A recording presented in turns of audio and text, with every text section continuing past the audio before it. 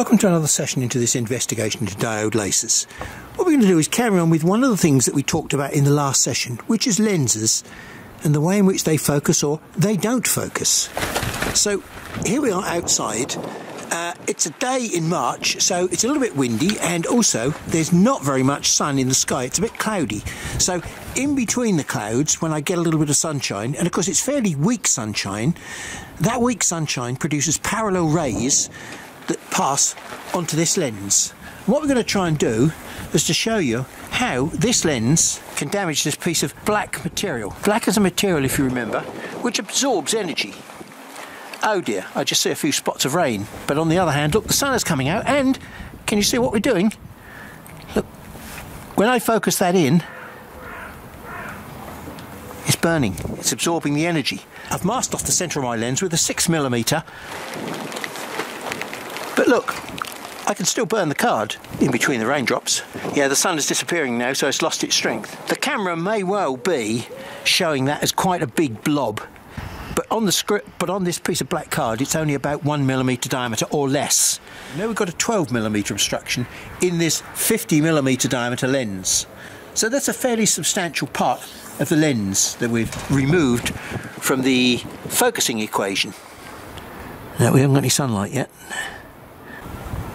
Now it's coming out. Look, there we go. I've now put myself a 15mm obstruction in the middle of that 50mm lens, and lo and behold, even with that 15mm missing, it's still working great. Now the reason why I'm showing you this test is because this is quite a big difference between the way in which I think a diode laser works and a normal CO2 laser works. The CO2 laser works with its sort of Gaussian distribution, where all the high energy is trying to pass through the middle of the lens, and of course, as I said to you, this middle of the lens isn't doing very much at all. And of course the Gaussian distribution has got lower energy out here, and concentrating lower energy is not what we really want, because the low energy is not going to focus down and damage the material. So it would appear that the Gaussian distribution and a lens are like a marriage made in hell. They just really don't work together. What we've got here today is parallel rays of light coming from the sun. Uniform light is really not going to be seriously affected if the middle is missing, because the uniform light that's around the outside of this lens here is being concentrated down into a single focal point, whereas the bits that are going through the middle, as we talked about in the previous session, are being focused out anywhere from infinity back towards the focal point of the lens. And that really doesn't help us a lot. And so we've demonstrated today that with even a significant chunk of that lens missing, we can still do significant damage. And I believe that the diode laser is working much more with a uniform pattern of light rather than a Gaussian distribution. Well, that little demonstration of how to use a lens to damage normal material demonstrated not only how there are a few problems with lenses, but hey, how easy, relatively easy, it is to damage certain materials with normal light. What's the difference between normal light and laser light? First of all, here's what we've been working with. So there are two reasons why that is not anything like laser light. Laser light, first of all, is all the same frequency, i.e. it's all monochromatic, one single colour, whatever that colour happens to be. And secondly, it's not coherent, because coherence means all these waves would be lined up with each other perfectly, as in this case. So this is definitely not laser light that we've been working with passing through our lens. Now, it's light and obeys all the simple lens laws. The only reason why a CO2 laser doesn't obey the rules that you normally expect of a lens is because it's not uniform, as in this picture here. It's different intensity at the centre of the beam. And the lens laws just don't allow for different intensities across a beam. They assume that we've got uniform light within a beam. And because I'm fairly confident that what we've got going into the lens of a diode laser is not a Gaussian distribution, but much closer to this, which is a uniform light distribution, then I think that all my experience of cutting with a CO2 laser are not out the window, but they're focusing on a different aspect of the way in which a laser beam works. What is special about this beam? Now I'm going to give you a silly example again. You can walk out in the rain and you don't care about raindrops because they are little things that are harmless, just like these little things here. They're all little bullets that are coming from the sun, and they're all random and they're all over the place, and they don't harm you at all. You live in this world of little photons all the time and you don't even notice it. Raindrops, well, when they fall onto the ground, they've got a tendency to run downhill, and they will collect into rivers, and eventually they'll collect and they'll go into the sea. When you get a major disruption like an earthquake under the water, all of a sudden all those little teeny weeny raindrops start acting in harmony, and they rush towards the land in a big wave. Would you want to stand in front of a tsunami? This is a tsunami of photons. And once those photons start working together as a tsunami of light, they have got a lot more damage capability than these little things here, raindrops. My approach to science is very irreverent and very simple, because I am a very simple-minded person that likes to carry these little images in my mind about how the world works. And so what we're now going to do is to look closer at the diode laser to see if we can predict what we're going to see coming out of the laser. And this is all before I even put a laser head on my machine. Remember, I'm a diode virgin. I've never touched a diode laser in my life. But what I'm able to do is to decode roughly how a diode laser works from all the experience I've got in other types of laser. When we looked at this picture in the last session of a multi-diode laser, which can deliver up to 48 watts, 1, 2, 3, 4, 5, 6, 7, 8, 6. Well, I'm not so sure it can actually deliver fully 48 watts, because we've got loss of power every time we go through one of these half-silvered mirrors. And the idea of a half-silvered mirror is it reflects light off of one side and yet allows the light to pass right through from the other side. Okay, it's like a one-way piece of glass. Now, I don't know what these things are here. Maybe they're a protective window or something. They may even be a polarizer. At every stage of light passing through or reflecting off of a surface, there will be a small loss. That just means that we could lose maybe 2 or 3% overall through this system. I think that that has got to be made into a parallel collimated beam before it gets anywhere near this transmission system through these mirrors. Because if it doesn't, as I said in the previous session, we're going to finish up with different size beams arriving at this point here. And that's not what we want. Before we pass it through this lens, we want a beam of some sort to exist here at this mirror. Not 8 different beams, we need the same beam to sit on that mirror. Now, what size that beam is, we can't tell from this diagram.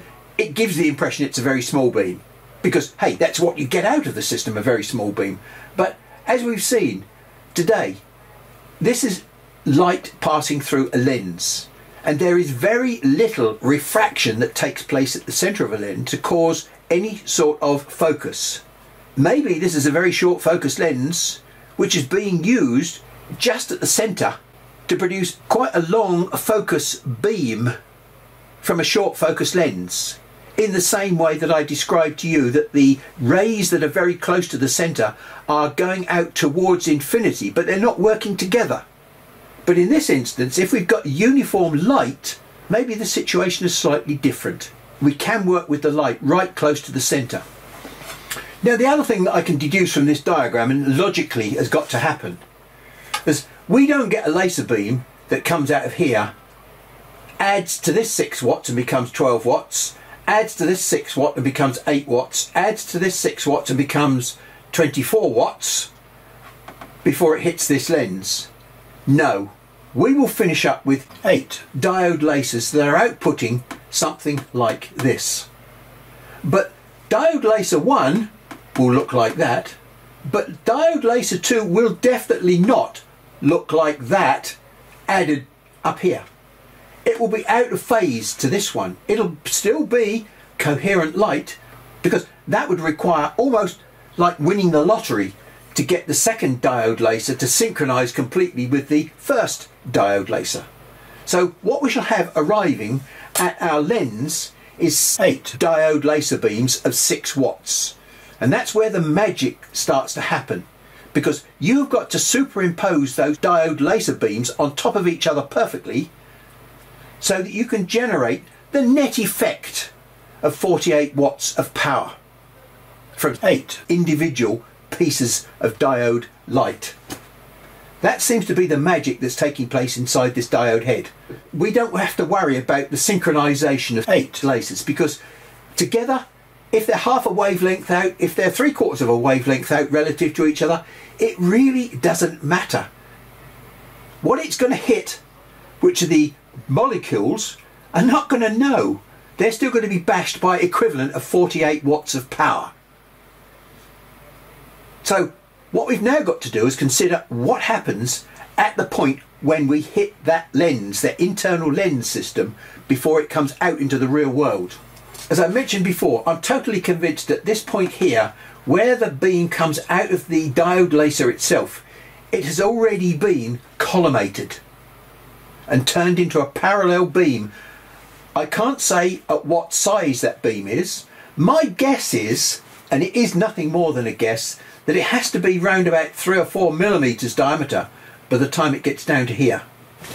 Now, when I was playing with the CO2 laser and trying to find out about spherical aberration, which, remembered, produced fuzzy focus, this piece of software here, this modelling software, allowed me to prove beyond any shadow of doubt that fuzzy focus and spherical aberration was a positive factor required for cutting. This software was not intended for a Gaussian laser beam. It was intended now for the purpose that I'm going to use it for, which is to look at a uniform intensity beam, the sort of beam that I think is going to exist before it passes through a lens into the outside world. And here I've set it up for a set of parameters that I think might exist in a diode laser. I can't be sure, but I've just put some numbers into here to see what the outcome is. So what I've done, I've chosen a normal plano convex lens, just a single plano convex lens with the convex side upwards. Now, some of the models that I've seen give the impression that maybe there is a biconvex lens. Well, we'll have a look at that model in a minute.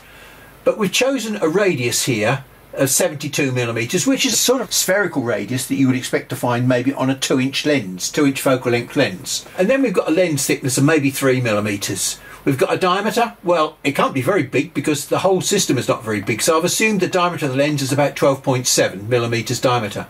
And the index, well, there are several indexes for different types of glass, and you will be able to use normal glass because, bear in mind, this is blue visible laser. You don't require any special materials. It may well be crown glass, but basically the index around about the 1.5, which is what I've nominally used. Now we look at the beam properties itself. Well, first of all, we can choose whether or not we want to have red light,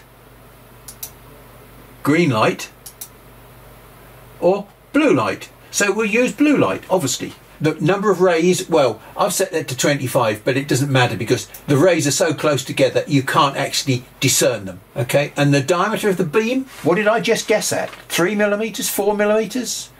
Let's just choose some numbers and see what happens to this beam as we change the numbers. Well, I've started off with 4 millimeters here, as you can see. What this picture here is what's inside this little black rectangle here. So I can now move that rectangle one way or the other, and I've moved it the wrong way. So I need to move the rectangle the other way, and as you can see, as I move the rectangle, I can see what's inside the rectangle as a magnified beam. I can also change the magnification on the beam itself. Okay, so now I've got a very large rectangle, which means this here is a much larger proportion of the beam. Well, I want to zoom right in and see as much of the beam as I can towards the focal point. So let's just push that up like that. And so now I'm just looking at a very, very small proportion of that beam in the centre there. And it certainly does appear to come down very gently to a focal point-ish, which has got quite a long range on it. And let's just see how this changes when we change the diameter of the beam hitting the lens. Because remember, the lens is not doing very well with its refractive index right at the centre. So it's not producing much of a focus point, but hey, it certainly looks as though it's doing something here. So let's change this to 3mm diameter, and 2mm diameter, and 1mm diameter. Well, at 1mm diameter, look, it's almost passing right through with virtually no focus.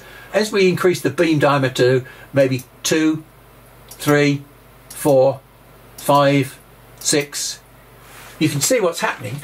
We've still got a good focus point here, but we're getting more and more divergence and convergence before and after the focal point. So that's the sort of thing that we're going to look for when we start testing the actual laser beam itself. The other thing that we can test is we can come up here and we can put now a double convex lens in.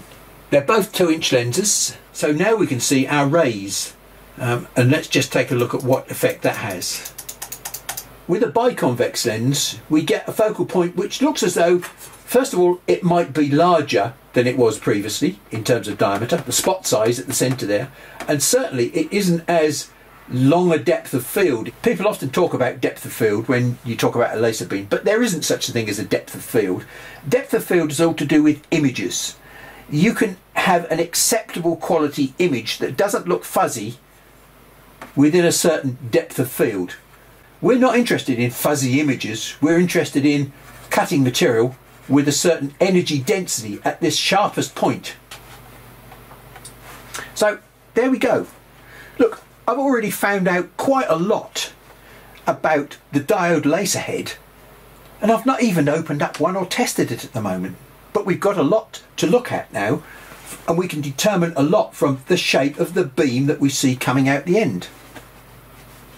Right, we're now going to change subject a little bit.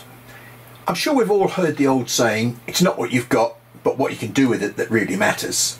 Here's a classic example that we go back to, and this is some mode burns from my RF machine, 35 watts. I demonstrated how, with the raw beam, we could burn through a piece of 25mm acrylic in about 4 or 5 seconds. But with 70 watts, it took nearly 10 seconds to burn through the same amount. And the reason why it can burn through here very quickly is because of the very high intensity, density of light, the number of photons per square millimetre, if you like, the photon density is very high at the centre of this beam.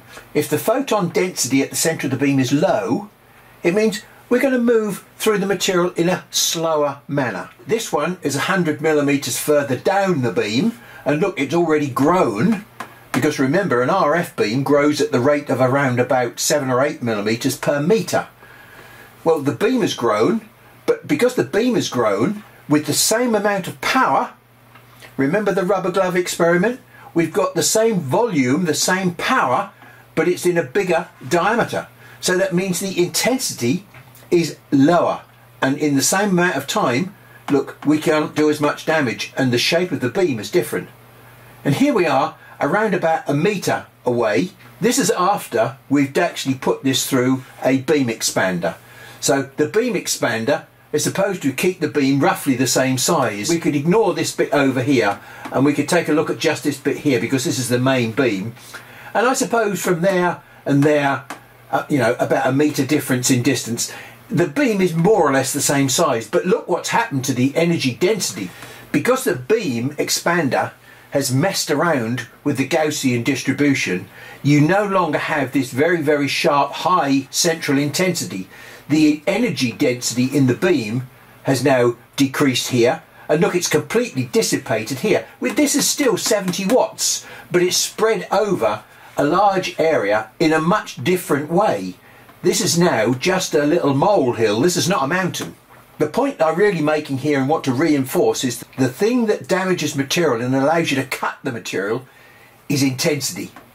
If you don't have intensity, you won't be able to damage material quickly. This is a great beam for engraving, and this is a great beam for cutting, but they're one and the same beam. Now this is the weird concept that you've got to get into your mind, and where the description of photons begins to make sense. Remember, a photon has got zero volume, and it's got zero mass.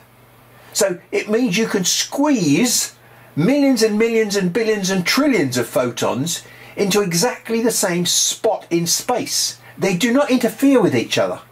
They can all coexist in the same space. It's an unimaginable concept. You can see it in action here. There are billions and billions of photons there which are causing that energy to be incredibly high right at the centre of the beam. Whereas here we haven't got any particularly high intensity areas of photons. That in itself is a very important concept, the number of photons that you can squeeze into a small area. That's what we're talking about with the diode laser. They claim a so-called spot size. So we're going to look at that in a minute and see how they managed to achieve what they're achieving with diode lasers today compared to CO2 lasers from, well, whenever. Now, intensity is a nice term because you can imagine that in terms of, if you like, intensity of light, very, very, very bright light. So, for example, if I take 1,000 photons and I squeeze them into 1 square millimetre, I've got 1,000 photons per square millimetre. Now, in principle, that's not the case with a Gaussian shaped beam. As I said, what we've got here is a very, very sharp point to our beam, so the number of photons per square millimetre is virtually infinite. Now, I'm showing you this picture just to remind you that the highest intensity in a Gaussian beam is at the centre there. And if we watch what happens to these red rays, even though I've got this lens the wrong way round and I've got huge amounts of aberration, you'll notice that what's happening is the red rays are not really being distorted in the same way that all these outer rays are being distorted. And so they retain some sort of semblance of a very high intensity peak as it passes through what we would class as a focal zone. Now, I think that's a big difference from what we're going to find when we talk about the diode laser. With the CO2 laser, we're stuck with certain types of lens. And if we go to the lens manufacturer specification, he'll tell you all sorts of facts about his lens. The fact that, for instance, this 1.5 inch lens has got a focal spot of 0.075. That's right at that point there. And look, we've got this so-called depth of field here, which I laugh at because it means nothing in terms of laser cutting.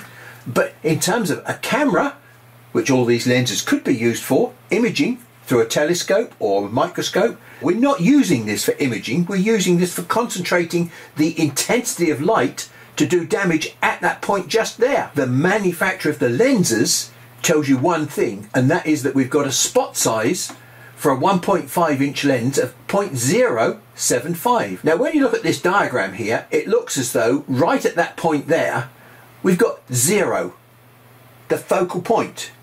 In reality, that's never the situation. And so there is a sort of an area here through which all the light is supposed to pass. And that area is this thing here called a spot size.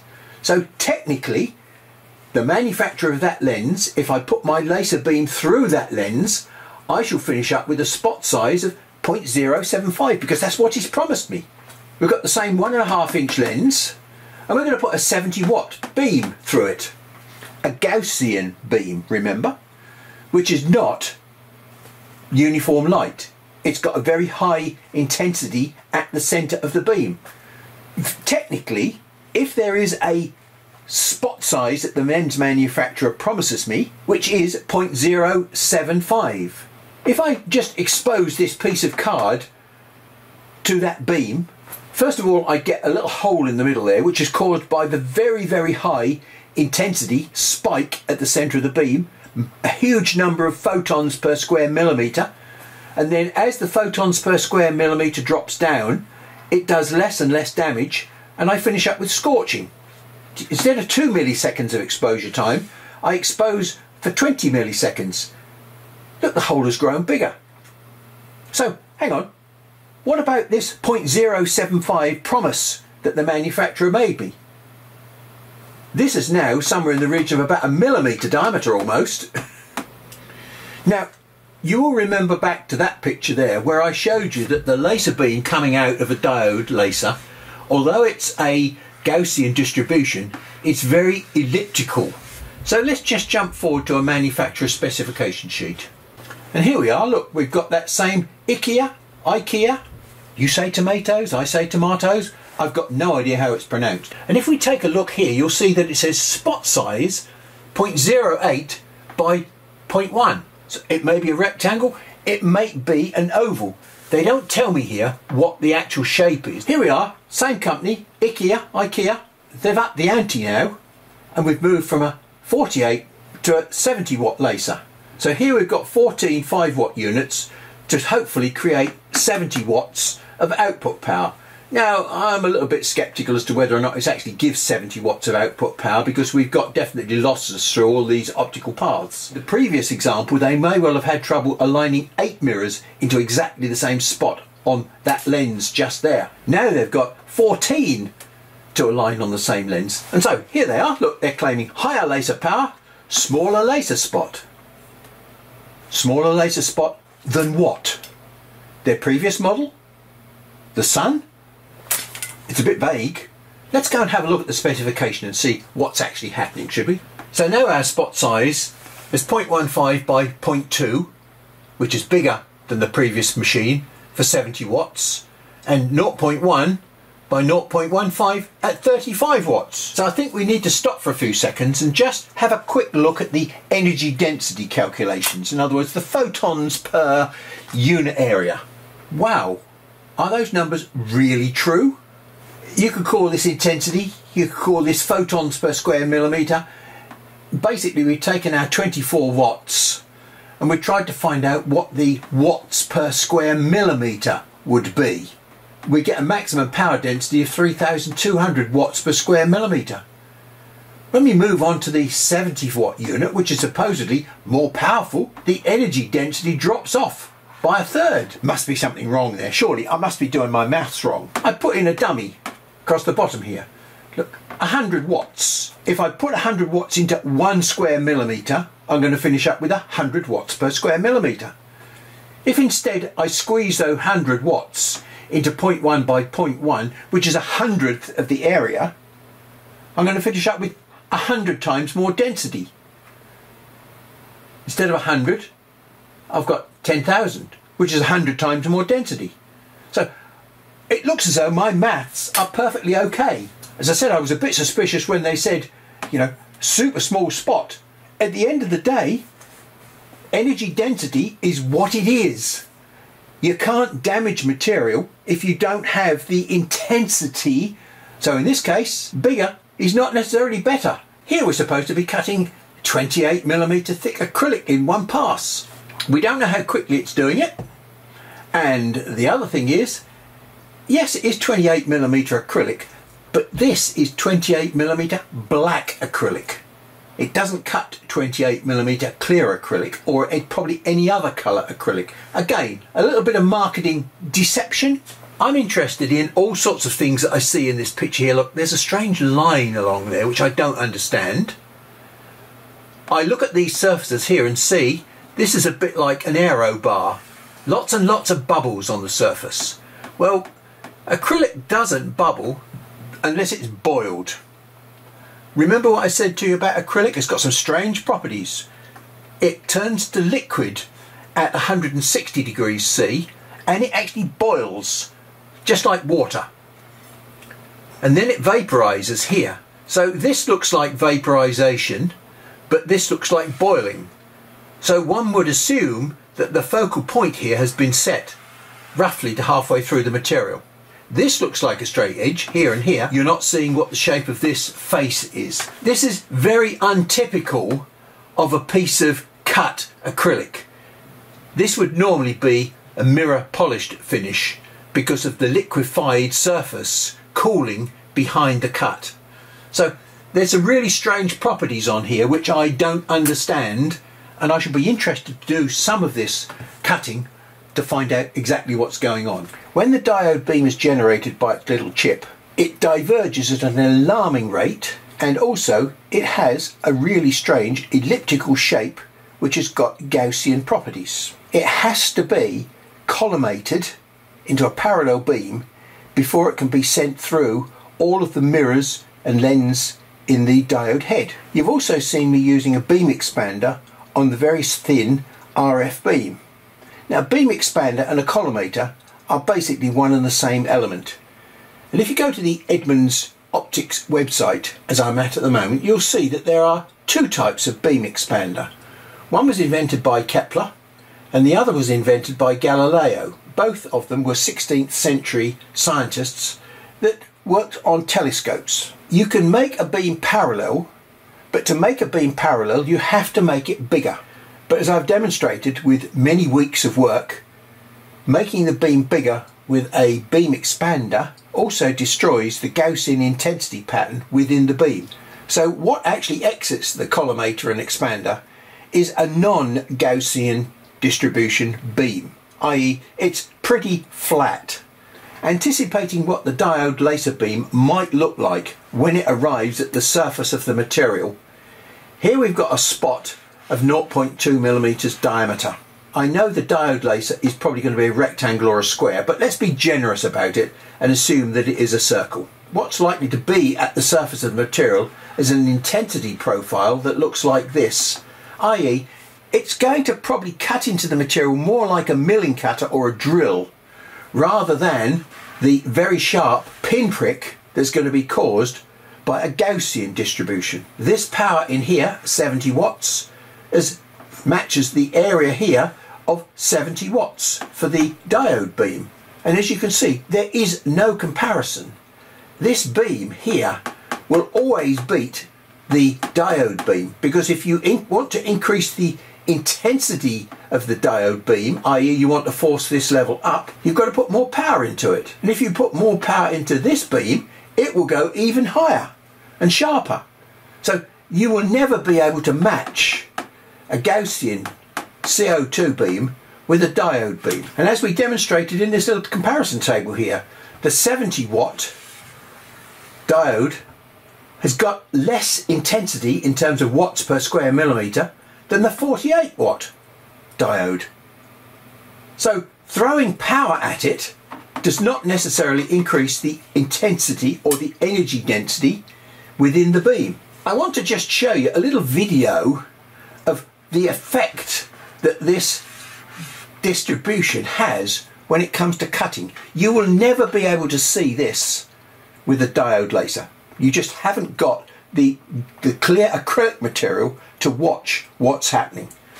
So this will be fascinating to those people with a diode laser. So that's a 7.5 inch lens focused onto the surface. The 1 second burn was obviously too long, because it managed to burn all the way through and started to burn the inside of the tube, and because we had air coming in from the bottom, we managed to create some nice flames. So let's step through it one frame at a time. Now look, there's the first surface burn. You can just see the flame going up, but there's no real mark on the surface yet. Now in the next frame you can begin to see the little hole that's created in the surface, but in the next frame the hole is really there. And in the next frame you'll see the penetration really starting to take hold. Doing it slowly like this, you can keep an eye on the size of the hole on the surface and the way in which the beam grows. So the hole on the surface is not changing.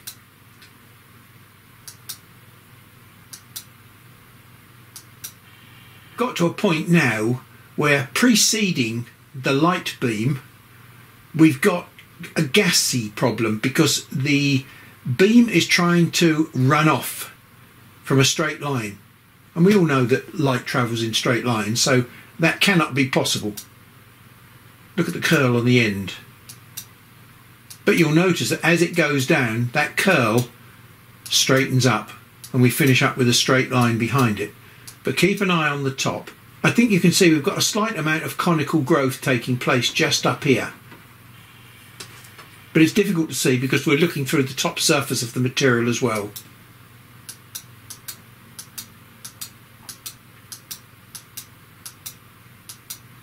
Now look at that feathering that's taking place on the beam, but it's still trying to veer off, but it's being forced back into a straight line as the light manages to follow it up. And then all of a sudden we get to the bottom of the cut, out the bottom of the material, and now something's starting to happen. We're going to get some conflagration because we're getting no longer just gas inside the tube. We've got oxygen in there as well now going in.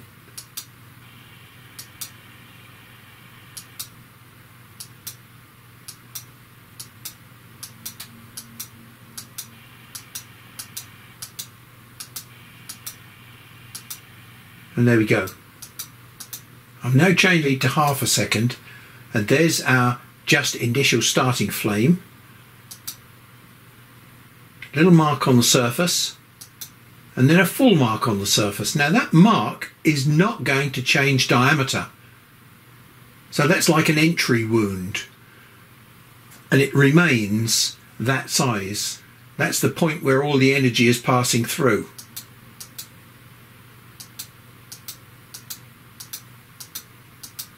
And now this is only a half a second of burn.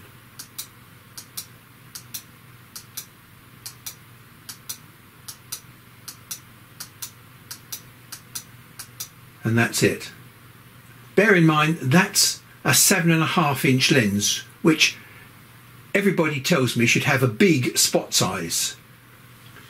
Now this is the inch lens where the focus was set to 24.5 as opposed to 25.4.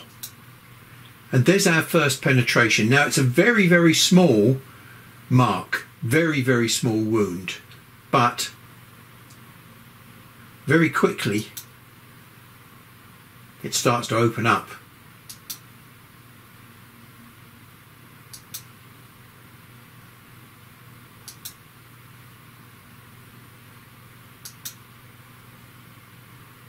You can see two things happening there.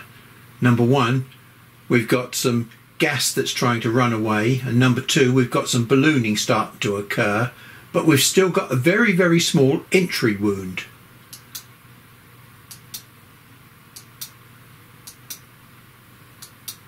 But we've got ballooning immediately underneath that entry wound.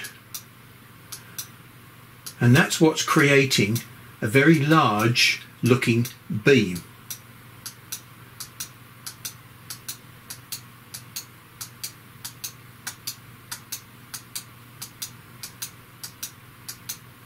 Okay, now that's 1 second's worth of burn.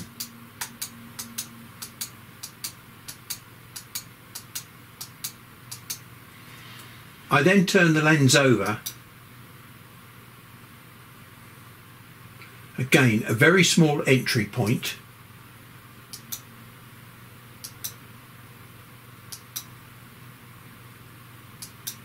Hot gas is trying to run away out the side, as you can see. Still a very small entry point.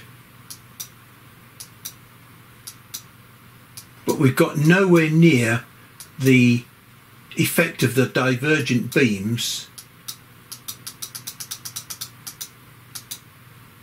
And there we go. There is a small amount of ballooning there, but we've still got this very, very small entry point at the top here.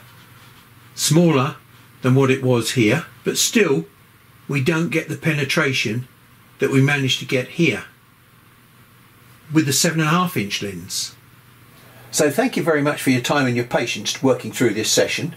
The theory that we've dealt with is very important because now it gives us a good ground in the next session, and I really do mean in the next session, that we'll go into the workshop and we'll start seeing how much of this theory is true in practice.